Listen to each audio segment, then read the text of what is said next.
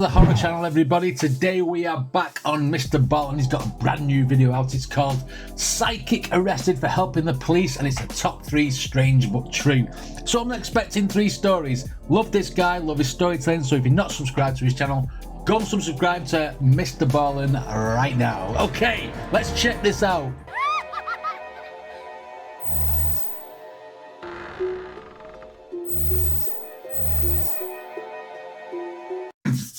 Okay, so the first story, or the third story, is Third Eyewitness. Right, let's get it. On the morning of December 21st, 1980, a woman in her 40s walked into a jail cell in Los Angeles, California. Now, in this jail cell already was another inmate. Her name was Etta Louise Smith. She was 32 years old, and at the time, she was laying on one of the benches inside of this cell.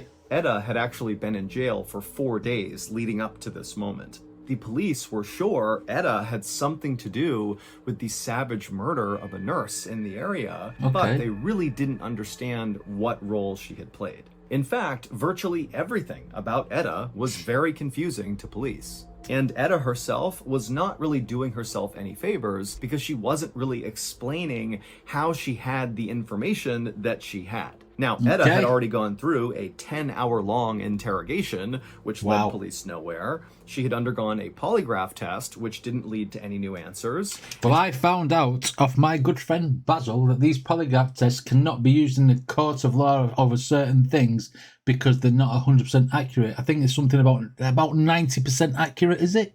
I think. I mean, we don't know what the information is yet because Mr. Ballen does a good job of telling us what's happening before it happens, and then it happens a few minutes down the line. So she had also undergone a thorough strip search. She had been kept without food for 24 hours at one point. She had been left in this cold jail cell without shoes for 4 days.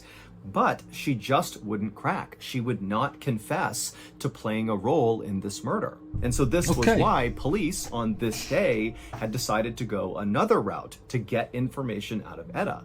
That woman in her 40s who had just walked into Etta's jail cell was pretending to be an inmate, but in reality, she was an undercover cop. We have a plant. We have somebody who's there to gain her trust and get the information. We see this in lots of cop shows or lots of prison dramas and stuff. Okay. Was to go into this jail cell, befriend Etta, win her trust, and see if maybe then Etta would begin revealing information about what she sneaky the police. And so after this undercover cop walked into the jail cell, the jailer shut the door behind them, closing in the undercover cop and Etta. And at this point, Etta was woken up by the noise, and she sat up on her bench and she looked over at the undercover cop. And the cop, she was immediately struck by Etta's appearance. Etta did not look like a murderer. She was this little, slight, totally unthreatening person who really just looked like a suburban mom who maybe had a white-collar job. But the undercover cop also knew that appearing to be totally harmless was a great cover for being a murderer, and so this could all totally be an act. Flip a coin. You know what I mean? Never judge a book by its cover and all that stuff. Someone may not look like a murderer, but they are. Or they have the persona that they don't look like a murderer, sweet and innocent, but they still could be. Okay. Was a great cover for being a murderer, and so this could all totally be an act. And also, to this undercover cop, it just seemed like Etta was way too calm and collected given her circumstances. She is effectively wanted for murder, and the police are putting so much pressure on her to get her to speak about it, and she's just laying down sleeping in her cell, making no big deal about it. But the undercover cop maintained a very neutral persona, and she sat down, and at some point she asked Etta, hey, what are you in here for? And Etta, she kind of just looked down and smiled for a second, and then when she looked back up at the undercover cop, she said, you're never going to believe me. The undercover cop at this said, oh, come on, how bad could it be? Tell me what's going on here. Why are you in here? And it was at this point that Etta would say something that nearly caused the cop to break character. Because Etta, she would say, well, I'm pretty sure this is going to be a movie. Now, the undercover police officer tried to be as neutral as possible as she's hearing this. But in her mind, she's like, okay, well, I clearly just discovered Etta's motive for being involved in this murder. Etta wants to be famous. She wants this made into a movie where she's the star. At the same Do you know what? I've heard so many stories about people who've gone to extreme measures, including murder, to become famous. What is the big deal with fame? What is it? Is it the money? Do you want to be loved by everybody? If you kill someone, you're not going to be loved by everybody, so that's got to be out the window. But what do you want? Do you want to be infamous? Do you want to be known in history as somebody who killed a nurse? I mean, what? That the quickest way to fame you can get? Work hard like the rest of us. I don't want to be famous. I don't want to be mobbed or anything. I wouldn't get mobbed anyway. Right, let's go. Etta wants to be famous. She wants this made into a movie where she's the star. At the same time this conversation was happening, in an office within the jailhouse, a police captain was listening in on the conversation between Etta and this undercover cop. And when he listened to Etta talk about wanting to turn her story into a movie, he just shook his head in disgust because Etta had just brought police to the location of the body of 31-year-old Melanie Uribe, a local nurse who was robbed and savagely beaten to death and then dumped in a canyon behind a bush. And now here Etta was talking about how she could get publicity around this terrible, horrible crime. It just did not sit right with the captain. Silly. And so as the captain was sitting there kind of watching this conversation transpire between the undercover cop and Etta, the captain was beginning to form a theory of what actually happened to Melanie Uribe and how Etta played a role in her murder. His theory went like this. 6 days earlier, the victim, Melanie Uribe, had left for her shift at the hospital in Burbank, California, which is a suburb of Los Angeles, but she had never arrived for her shift. And so when her colleagues had noticed her absence, eventually the police were called and a search was launched to find her. But after 48 hours, the police had not found Melanie and there were no signs as to what happened to her. She had just vanished. And it was at that point, 2 days after Melanie had gone missing, that Etta just showed up at the police station and said she knew where Melanie was. And so the detective who was talking to Etta at the time when she came in and said this, he brought out a map and he said, okay, point to where she is. And Etta had immediately pointed to this area on the map called Lopez Canyon, which was about 25 miles away from Los Angeles. And she would tell the detective that, yeah, Melanie is somewhere right in there. When the detective asked Etta, how do you know this? Etta would say she just knew. And then when the detective followed up and said, Etta, this is pretty incriminating that you're telling me you know where someone's body is. What's motivating you to come and say this to me? Because I want the fame and the fortune and to be infamous. She's not thinking this plan through very well, is she? She's going to get banged up for years. You know where someone's body is. What's motivating you to come and say this to me? And Etta would say that her conscience was weighing on her terribly, and she just had to go to police. Now, the detective who talked to Etta when she first came into the police station really didn't know what to make of Etta because she looked so unthreatening, and what she was saying, she was saying with a lot of confidence, and it seemed like she was really eager to help the investigation versus just clearing her conscience, which is kind of what she said she was doing. And when the detective looked into who Etta was, he discovered that she had a great job. She worked at an aerospace company. She worked at the aerospace company. Man, look at those cars there. Look how old they are. Into who Etta was, he discovered that she had a great job. So she worked at an aerospace company in Burbank, California, and she even had governmental clearance. And so this woman clearly has been vetted by the government and by high-level companies, and she's passed the tests. But at the same time, the detective knew there was no good reason for why Etta would have this information, the location of a dead body.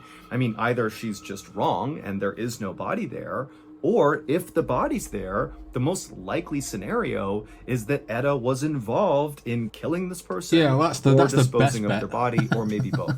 So the detective said to Etta, hey, come back tomorrow and we'll take a police helicopter, we'll fly out over that canyon, and we'll see if we can find Melanie's body together. And so Etta said, okay, sounds good. She turned and she left. But then just an hour later, Etta came back into the police station with her 2 young kids in the car, and she would tell that detective that she actually just drove out with her kids to that canyon and had found Melanie's body. Because she knew, right? Obviously, that's the obvious part of this story. She was that bloody hell-bent on getting famous and getting... Oh, God. Some people, they don't think right when they're chasing things. They don't think logically. In fact, she told the detective that her 7-year-old child, who was in the car right now, had been the one to actually find Melanie's body. The detective could not believe this woman, one, had gone out by herself to do And this, can come back. but two, had brought along her kids as well. Yeah. Like, what's going on with this person? But regardless of how weird this was, the detective immediately rounded up some backup, and with Eda's help, they went out to a particular spot in this canyon, and sure enough, when they got out there, right in the spot where Eda said it would be, was Melanie's badly beaten body. And so it was at this point that the police captain had grabbed Eda and said, "You're under arrest. I'm putting you in a cell because there's no way you could have known about this unless you were somehow involved." Yeah. The captain thought by putting Eda in jail for a couple of days, she'd get scared and start talking. But 4 days had gone by and Eda had not cracked. She had not given up anything beyond telling the undercover police officer that she thought her story that was kind of still developing would likely be turned into a movie. Maybe, do you know, like you get some of these killers who don't tell you where their bodies are, no matter, because they want that power over you. I mean, obviously she's told them where the body is, but if she doesn't tell a story, then nobody knows what's happened. So she's keeping something from them. So as long as they need something, they need her. And that's where she feels needed. That's what I think's going on here. Okay. That she thought her story that was kind of still developing would likely be turned into a movie. And so the captain really didn't know what to do because at this point, Eda had not actually committed a crime. It was not a crime to find a dead person's body and report it to the police. Well, and yeah, there was no evidence that actually tied Eda to the murder. All the police had was the fact that Eda came to them and told them that she knew where the body was, and then they actually found the body. But that's all they had. But the police captain would catch a break on that 4th day because he would receive a phone call that would totally change everything about the computer. It would turn out on December 17th, 1983, so the same day that Eda would go into the police station to report that she knew where Melanie Uribe's body was. Well, on that day, Eda was at work listening to the radio and filing some paperwork. And as Eda listened to the radio, the local newscaster was talking about Melanie Uribe and how she was missing. And the newscaster talked about how police had found her truck and it was parked on this dead-end street, and that police were searching nearby residences to see if maybe they knew what happened to Melanie. But as of right now, there really was no new leads. They did not know where Melanie was. And it was right around this point that Eda's listening to the news about Melanie that Eda heard a voice in the room she was in.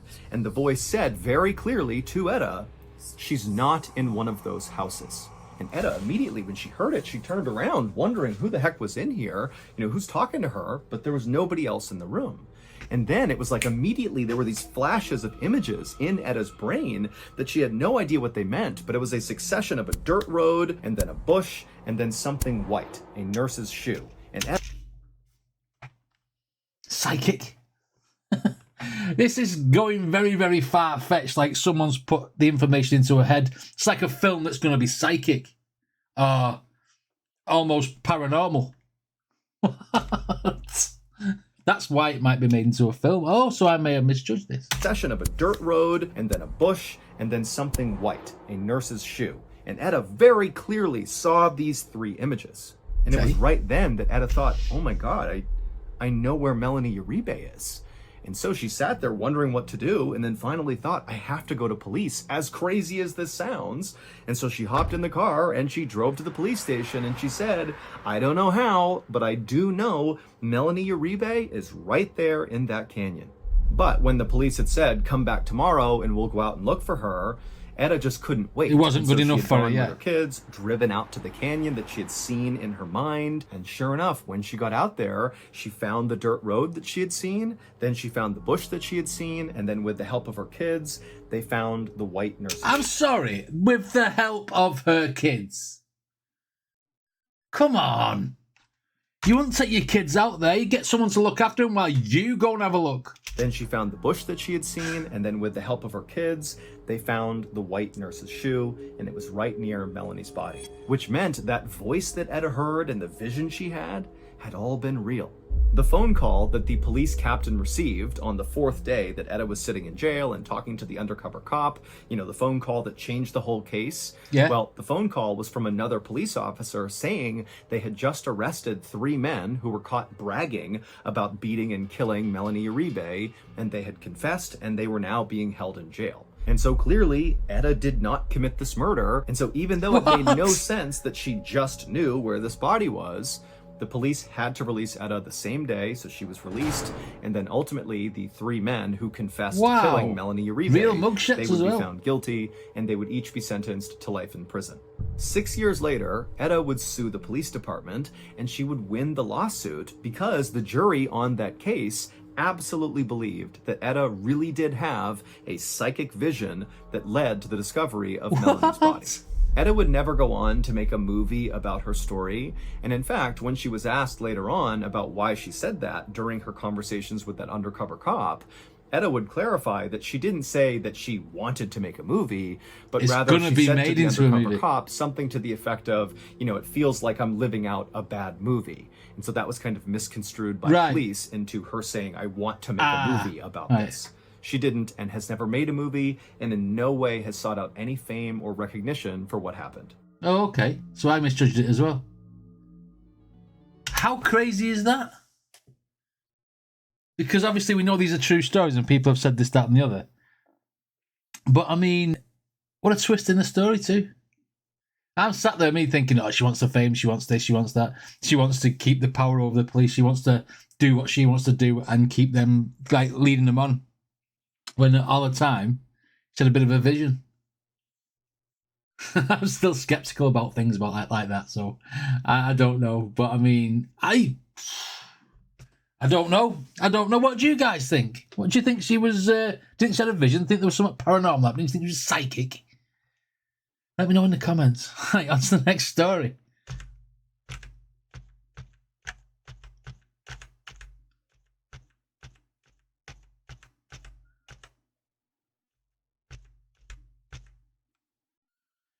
Okay, number 2 is called Two-Faced.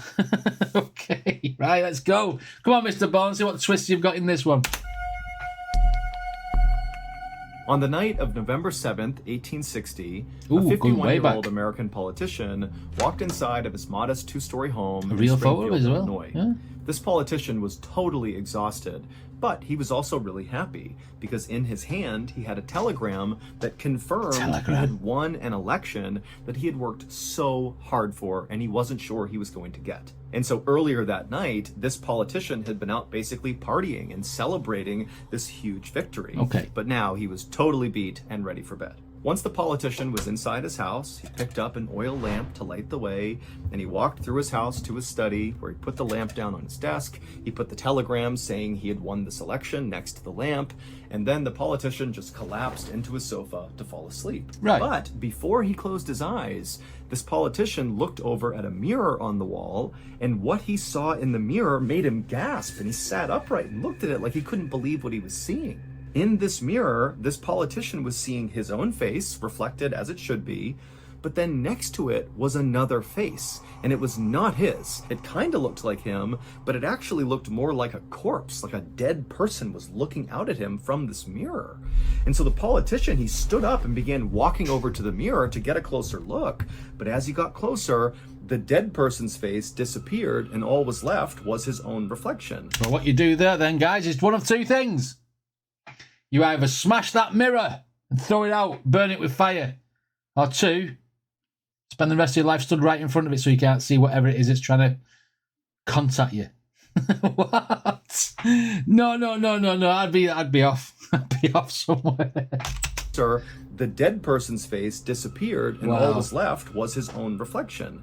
And so he's like, okay, I must have been dreaming that, that can't have been real. And so feeling very unsettled, this politician just went back over to the couch and he laid back down thinking, okay, just forget about that, go to sleep. But again, he glanced over at the mirror, and now that he was laying down again, he saw the two faces again, his own and this dead person's face. And at this point, he stood up and rushed out of the room into his bedroom where his wife was. Now, his wife was a very devoted spiritualist, and so the politician thought maybe he could tell her about what he saw in the mirror, and she could interpret it and tell him what it meant. Oh, by the end of this story, he's going to blame her. You're a spiritist. You've brought spirits into this house. Call the Ghostbusters. And so he sat down and he told his wife about what he had just seen, and she would sit there for a minute pondering what her husband had just said, and then her expression on her face just totally changed. She went from intrigued to very upset, and in a quivering voice, she would tell her husband that what this meant was he would serve honorably in the office that he had just been elected to for one term, he would get reelected, but he would not survive the second term. Now, when the politician heard this, he immediately rejected it. And he said to his wife, there's no way that's true. I probably didn't even see a face in the mirror. I'm probably just so tired, I imagined what I saw. So let's just forget about it. But his wife was not consoled, and she fell into his arms sobbing as if he had just been diagnosed with some fatal illness. And over the next several days and weeks and months, this politician's wife continued to be so upset about this potential death omen that the politician had apparently had, even though, again, the politician is constantly telling his wife, come on, there's no way that's actually going to happen. And so she's thinking he's going to die of some sort of terminal illness. She's going to predict this. She's going to say, you need to go to the hospital, you need to get some tests, you need to get this done, that done, blah, blah, blah, blah. And he's going to say, no. And then he's going to end up being the corpse in the mirror. That's my professional opinion. Amateur opinion. Right, let's go. Is constantly telling his wife, come on, there's no way that's actually going to happen. And sure enough, over time, the politician's wife did sort of stop being so scared all the time that her husband was going to die. Okay. And the politician himself, he just kind of forgot about what he had seen in the mirror that night. I'd be taking out life insurance if I was his wife. So he would go on to serve his first term in this elected office. He would be reelected for a second term. And then during his second term, on April 14th, 1865, this politician and his wife were out at a play in Washington, D.C., and during the last act of the play, a man named John Wilkes Booth famously snuck up behind Abraham Lincoln, who was this elected politician. He was the president of the United States in his second term, and John Wilkes Booth shot Abraham Lincoln in the back of the head, killing him. And so Abraham Lincoln would indeed not survive his second term, just like the mirror death omen had predicted. I didn't know it was going to be Abraham Lincoln until he said. Right, okay. So if... Okay. Just like the mirror death omen had predicted.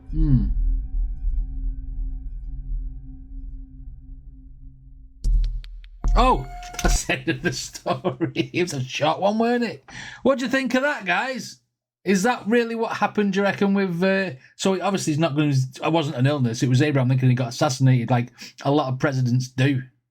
I mean, could she have... She wouldn't have been able to stop that no matter what was going on. Maybe he just shouldn't have run for office. I don't know. Okay, number one, peak experience. Let's see what's happening in this one. Short story, that. On April 1st, 1984, a 28-year-old man named James Sevigny opened his eyes and looked down and saw his whole body was covered in snow, and a lot of that snow had turned red from what looked like blood. Oh. James tried to take a breath in, but as soon as he did, his chest exploded in pain. Then James began moving his tongue around in his mouth, and he realized there was this weird substance in his mouth, and there were all these sharp objects in his mouth. And so when he spit, he realized what it was. It was blood and shattered teeth.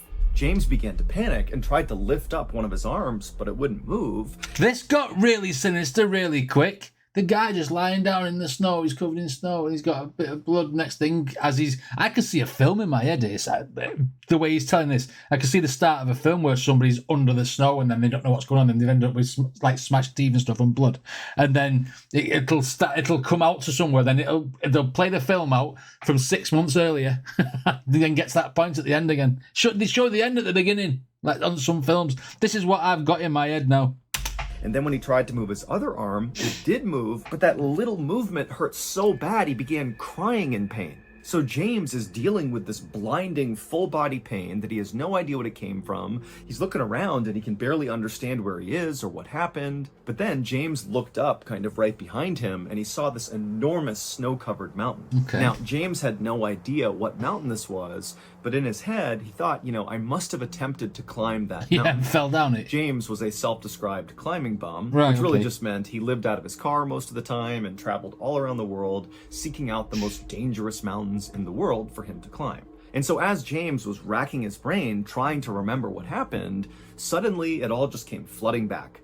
He remembered he was here in the Canadian Rockies with his best friend, Richard Whitmore, and the two of them had attempted to climb this particular mountain. It was an 11,000 foot tall mountain called Mount Deltaform. And James remembered that as they were making their way up this mountain, they were hit by an avalanche. Now, James didn't really remember what happened once the avalanche hit them, but it would turn out he had fallen, along with his friend Richard, about 140 stories as this avalanche carried them down the mountain.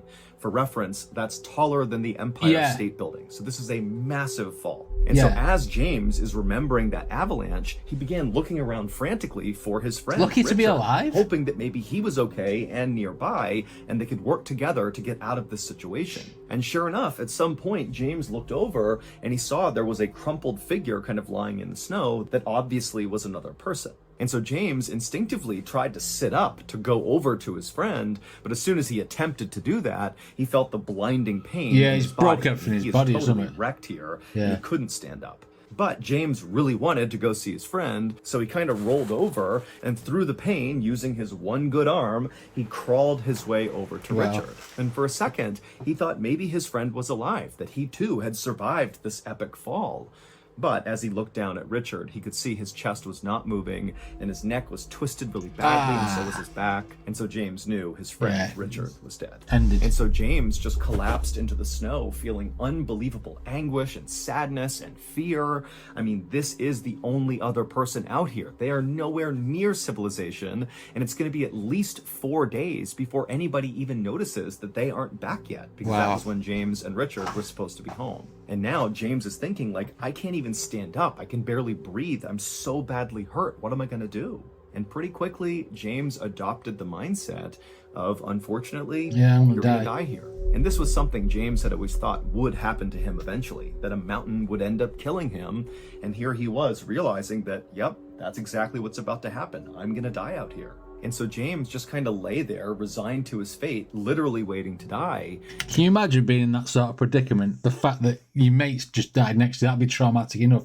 But the fact that you're broken enough that you can't climb out of wherever it is you are and go and get help or whatever, you know what I mean? You'd be like, I'm alive, but I'm going to die. You know, the feeling of dread you'd have over that would be horrible. And so James just kind of lay there, resigned to his fate, literally waiting to die. Yeah. And after about 20 minutes, when his body began to go numb and he was starting to enter into hypothermia, James heard a voice from behind him. It was this woman who walked right up to him, and she said, "You can't give up. You have to try." And James, even though he was totally caught off guard that there was another person out here, there was something so calming about this woman and the way she was talking to him that without any hesitation, it was like James's whole mindset about this situation completely changed. Suddenly, he was not ready to give up and die. But now, because of this woman, he was going to fight to survive. And so, after kind of moving around and looking back towards this woman, she would say to him, "Put your coat on." And so James, despite the excruciating pain, used his one arm that still worked and kind of propped himself up. And then he pulled his coat out of his pack, which was lying near him. And very painfully, he slipped this coat over his broken and damaged arms. And then once the coat was on him, the woman said to James, "Now take a sip of water." And so James, without any hesitation, he reached over and grabbed his water. He unscrewed the top and took a sip, despite how painful it was to sip, even though the water stung his totally shattered mouth. And then after James put the water down, the woman very calmly told him, "Okay, now disconnect yourself from Richard's body and then use the tree right here to pull yourself up." And so he untied from Richard, and then using his one good arm, he grabbed the tree and he managed to hoist himself up onto his totally destroyed legs. And he couldn't believe he was even standing at this point. But here he was, up on his feet. And then the woman said, "Okay, it's time to move." And so James began walking away from the mountain, and this woman just followed along behind him. And for a long time, he trudged through this knee-high snow, barely able to take a step without this blinding pain coursing through his body. But every time he began to stumble or slow down or seemed like he was going to give up, the woman would very calmly urge him to keep going, keep moving. And this is going to be like a real story of a guardian angel. Do you not think he's in that much pain he's hallucinating? Do you not think that's what it is? I know a couple of these have been like Well, the first story was a little bit psychic, a little paranormal, etc.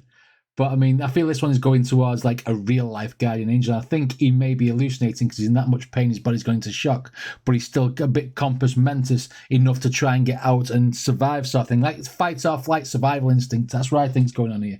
Body.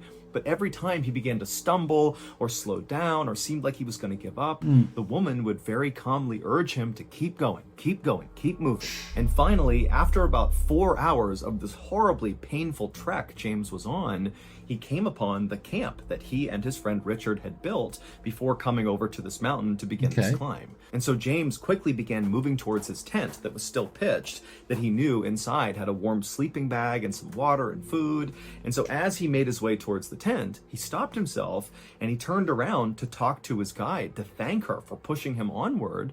But when he turned, there was no one there. And when he looked at the ground, there was only one set of bloody footprints that were his, leading all the way back. It's a nice Photoshop job, isn't it? It's just someone walking through, put little speckles on it. Okay. I do like the visuals, though, because it gives you that sort of picture. He looked at the ground, there was only one set of bloody footprints that were his, leading all the way back to where he had fallen. This guide, this woman, she didn't exist. No. James was totally unsettled by this and really didn't know what to do about it, but he knew right now the priority was just to survive. And so he made his way over to his tent and he attempted to get inside of it, but his hands were so cold and so badly beaten up that he couldn't use the zipper. He couldn't even get it open. And then finally, when he managed to use a tool to get it open, he couldn't open up his sleeping bag. It was like his body was shutting down. And so we thought, okay, I'll make a fire and that will be enough to keep me warm. But again, it's like his body was failing him and he couldn't do it. He couldn't start the fire. Wow. And so right as James is realizing that, despite making it to this campsite, he may not be able to survive because he can't use the campsite, he began to hear voices. Right away, James is worried that the voices he's hearing don't really exist, like this woman he had seen. But sure enough, just a second later, 3 skiers came around the corner and they saw James. Wow. And amazingly, one of them was a very experienced mountain guide and another one of them was a nurse. And so right away, when they saw James, they saw he was dying. The nurse rushed over, she made a fire for him, she got him comfortable, she put on warm clothes, and the mountain guide, he took off to go get help. Yeah. And sure enough, a couple hours later, a helicopter arrived and they airlifted James out and he would make a full recovery. Wow. However, it would take James years before he finally opened up about this mysterious vanishing woman who literally saved his life. Without her talking to him, I think he's urging him to go, he would have hallucinogenic. laid there next to his friend and died. But James, he was afraid to bring up that he had seen this woman in fear that people would think he was crazy. Yeah. But when he finally brought it up, he would quickly learn that he was far from the first person to experience this phenomenon of having this invisible person help you. In fact, this phenomenon is common enough that it has its own name. It's called the third man effect. The third man refers to this mysterious vanishing person that steps in and helps people survive who have just undergone some horribly traumatic event. An example of somebody else who has experienced the third man effect was the very last person to escape the Second World Trade Center tower on September 11th, 2001 in New York City during the terrorist attacks. He was able to get out right before it collapsed because a mysterious vanishing voice told him exactly which direction to go until he escaped. And so, whether the third man effect is actually supernatural or just a trick of survivor psychology, we don't know. James, who is both an atheist and a scientist, says he does not believe that this woman who saved him was an angel or connected to religion in any way. Instead, he just said, it was a presence that I needed at the time that saved my life, but that is the extent of my understanding. I think it's a desperation thing, and I think it's when somebody goes into shock. But obviously it's going to be body shock because of the amount of things that he'd hurt, broken, smashed, whatever, in pain, couldn't breathe, etc. And I think the survival instinct had kicked in, and maybe he thought that something was there to tell him to know, get up, motivate yourself, get moving, go. And that's what I think that is.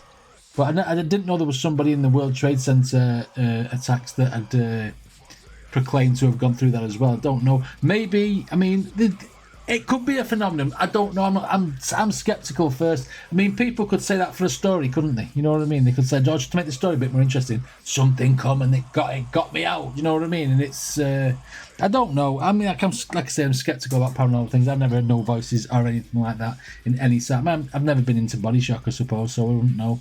But I mean, what did you guys think? Let me know in the comments. 3 really interesting stories. I enjoyed the first one as well, the psychic one. That kept me guessing all the way through to the end.